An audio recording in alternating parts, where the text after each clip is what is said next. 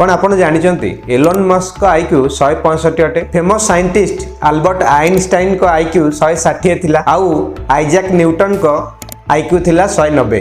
एमिति तो दुनिया रो सब लोकंकर एवरेज आईक्यू लेवल 100 पाखापाखि अटे। वर्ल्ड डाटा इन्फोर गोटे डाटा अनुसार 109 देश मध्यरु सिंगापुर रो एवरेज आईक्यू 108 एवं यह नंबर 1 पोजिशन रे अछि। आउ आम भारत रो एवरेज आईक्यू होछि 81। ए लिस्ट रे इंडिया 88 पोजिशन रे अछि जहाँकि बहुत लो अटे। किंतु आमे एई आईक्यू को बढ़ाई परिबा जदि आमे या को बढ़ाइबारे फोकस करिबा। काहेकि ना अधिक आईक्यू थिबा लोक एकाडेमिकली भल परफॉर्म करନ୍ତି, अधिक आईक्यू थिबा लोक मध्य अधिक सक्सेस हुअନ୍ତି। एमानकर लर्निंग आउ प्रॉब्लम सॉल्विंग पावर अधिक थाए। यही माने ही जीवन रे अन्य लोकंक तुलना रे अधिक इनकम करिथांती। अधिक आईक्यू थिबारु एमानक पई किछि भी करिबा सहज होइताय। सेति लागि हम समस्त को आम आईक्यू लेवल बढ़ाइबा पई फोकस करिबा दरकार। मु ए वीडियो रे आईक्यू बढ़ाइबा पई 4टी एक्सरसाइज कहबी।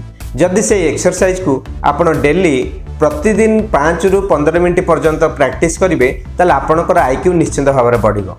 किंतु ए आईक्यू कोन आउ आमे आम आईक्यू किपरि बढ़ाई परिबा आस जानिबा।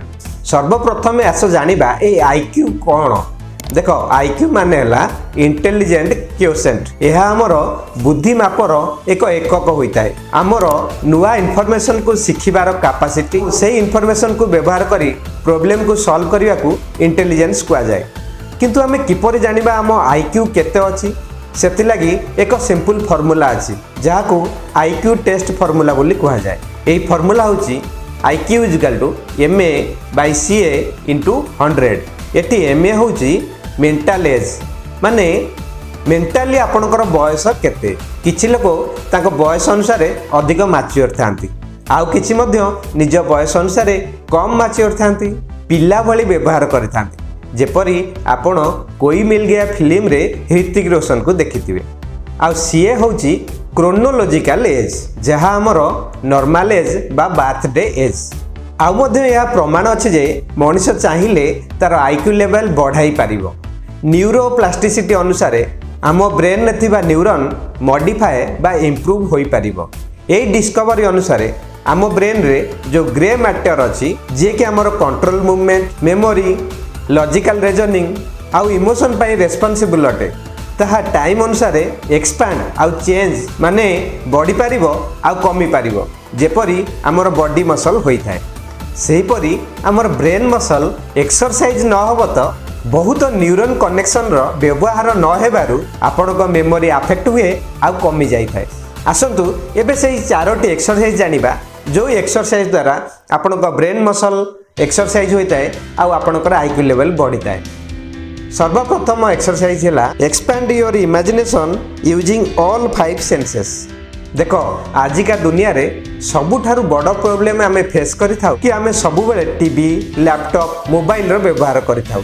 या द्वारा आमे अधिक मेमोरी आ विजुअलाइज रो व्यवहार करि न थाउ। सब किछि सहज रे हो जाई थाए, हमको अधिक चिंता करबा को पड़ेनी। सेथिलागी हमर कैलकुलेशन आउ इमेजिनेशन पावर बहुत कमी जाई थाए। न्यूरोप्लास्टिसिटी रिसर्च रु जना पड़े जे हमर 5 सेंसेस जेपरी eye, nose, tongue, ear and touch एमानकर आम ब्रेन सहित डायरेक्ट कनेक्शन अछि। आउ यार एक्टिव जोगु हमर मेमोरी पावर मध्य बढ़ी थाए। सेथिलागी आपनको कोन करिया पड़ियो ना आपनको दिन रे स्वप्न देखिबा को पड़ियो। माने आपण जेतेबेले राति रे स्वप्न देखुजंती आपनकर सब सेंसेस एक्टिव था आ स्वप्न को सत माने नियंती। आपण सेही परी दिन रे भाबिबे किछि भी कथा को इमेजिन करो आउ आपनकर 5टी सेंसेस रे ताकू एक्सपीरियंस करो। आपण किछि भी भाबी पारो। आपण आपनकर सक्सेस को विजुअलाइज मध्य करि पारो। आपनकर नुआ आइडिया को सत हेबार देखि पारो। एहा द्वारा आपनकर ब्रेन रो सब एरिया एक्टिव होई एका सहित काम करि थाए। एई एक्सरसाइज को डेली 5 रु 15 मिनिट करो। देखिबो 2 सप्ताह रे आपनकर आईक्यू लेवल बढ़िबा को स्टार्ट हो जिवो। आईक्यू धीरे धीरे इंप्रूव हो। एथिरे आपनकर ideas formation, reading ability, concentration power बढ़ी जिवो। ए दुनिया रे जहाँ भी नुआ इन्वेंशन होईछि ताहा कहा माइंड रो इमेजिनेशन रो ही होई थाए। बहुत भाबिबा पर ही से ताकू गढ़ी थांती से कार हेउ बा इलेक्ट्रिक बल्ब हेउ किंबा एरोप्लेन हो सेतिलागी जदि आपण को सेंसेस को व्यवहार करी इमेजिनेशन आ विजुअलाइजेशन करिथाओ ताहले आपण को आईक्यू लेवल बढ़िबार आरंभ करथाय। आ एक्सरसाइज नंबर 2 हला ब्रेन हार्मोनिक्स। तुमे माने यूट्यूब रे स्टडी म्यूजिक मेडिटेशन म्यूजिक आ ब्रेन पावर इनक्रीज पर म्यूजिक वीडियो केबे ना केबे देखिथिबो बा सुनिथिबो जहाकू ब्रेन हार्मोनिक्स बा बाइनाउराल बीट्स मध्ये कहा जाय। किंतु कोन ये एक्चुअली काम करे?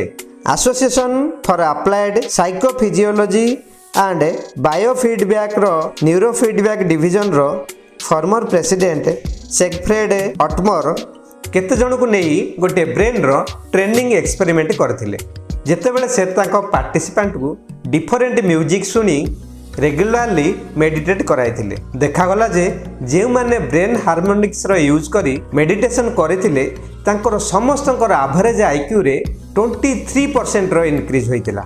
आम ब्रेन रे दुईटी भाग अछि जहा अलग अलग भाबे काम करे।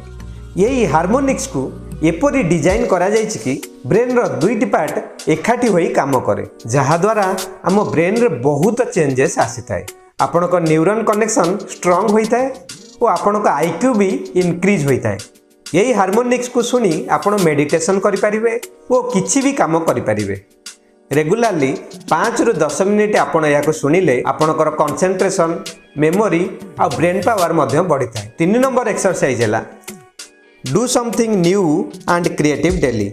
अमेरिका साइकोलॉजिस्ट रिटार्ड जे हेयर गोटे एक्सपेरिमेंट रे ब्रेन को नुआ नुआ काम देई सेतिरे कोन चेंजेस आसुची देखुतिले सेतिलागी से टेट्रिस गेम को गोटे एक्टिविटी भाव में नहीं जेतेबेले से ए वीडियो गेम को नुआ लोक को खेलाइले जो माने कि पूर्वरु से गेम केबे खेली नथिले यह लगातार खेलिबा द्वारा देखागला कि तांको ब्रेन रो कॉर्टिकल रो थिकनेस बढ़ी जाइथिला आ तांको ब्रेन रो ग्लूकोज इनटेक मध्ये बढ़िथिला ता माने तांको ब्रेन अधिक एनर्जी कंज्यूम करथिला आ अधिक न्यूरल कनेक्शन मध्ये डेवलप होउथिला जहा तांकर मध्ये आईक्यू बढ़ाउथिला काहे कि ना तांको ब्रेन पई या नुआ थिला। सेतिलागी जदि आमे प्रतिदिन आम ब्रेन को किछि नुआ चैलेंज दबा तो आम ब्रेन अधिक परिश्रम करिवो आ या स्ट्रांग आ इंप्रूव हबो। आ 4 नंबर हैला practice higher self control. Self control आ इंटेलिजेंस मध्य बहुत गुड़िए कनेक्शन थाए निज ऊपर कंट्रोल करी आमे हमर आईक्यू बढ़ाई परिबा। अमेरिका ऑथर मारिया मैनरिज को अनुसार the sign of an intelligent people is their ability to control their emotions by the application of reasons. माने आम निज मन आ इमोशन को कंट्रोल कले ही आमे इंटेलिजेंट होई परिबा। जदि आपण भाबुचंती जे कामटी खराब ताले आखपाख लोक जेते फोर्स कले आपण से काम रे भाग नबा उचित नुहे। आपण को निज उपरे स्ट्रांग सेल्फ कंट्रोल रहिबा दरकार। एहा द्वारा मध्य आईक्यू बढ़ी थाए।